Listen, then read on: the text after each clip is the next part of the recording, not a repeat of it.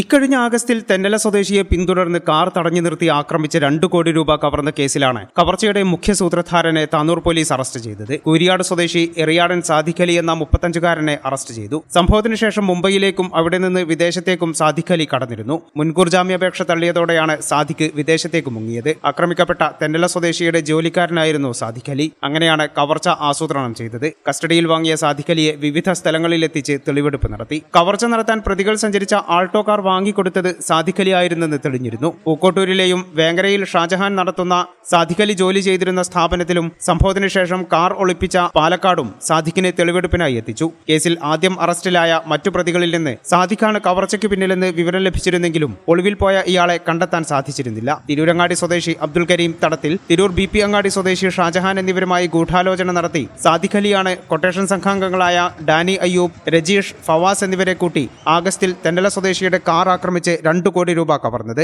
സംഭവത്തിന് പിന്നാലെ ഗോവയിലേക്ക് കടന്ന സംഘത്തെ പിന്തുടർന്ന പോലീസ് സംഘം ആദ്യം കരീമിനെയും രജീഷിനെയും ഗോവയിൽ നിന്ന് മടങ്ങി വരും വഴി കോഴിക്കോട് വെച്ച് അറസ്റ്റ് ചെയ്തു. ഫവാസും ഡാനി അയ്യൂബും പിന്നാലെ അറസ്റ്റിലായി. കേസിൽ ഇനി ഷാജഹാനെ കൂടി പിടികിട്ടാനുണ്ട്. ഇയാൾ വിദേശത്താണ്. ഈ ചാനൽ ന്യൂസ്, താനൂർ.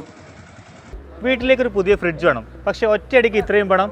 വിഷമിക്കേണ്ട, പേയ്മെന്റിൽ ഇപ്പോൾ സ്മാൾ ഇൻവെസ്റ്റ്മെന്റ് സ്കീം ഉണ്ട്. എത്ര വലിയ പർച്ചേസും ഈസിയായി നടത്താം. നിങ്ങളുടെ സേവിങ്സ് വലിയൊരു തുകയാകുമ്പോൾ നിങ്ങൾക്ക് ഇഷ്ടപ്പെട്ട ഏത് പ്രൊഡക്റ്റും പേയ്മെന്റിൽ നിന്ന് സ്വന്തമാക്കാം. ചെറിയ നിക്ഷേപം, വലിയ സന്തോഷത്തോടെ വീട്ടിലേക്ക്.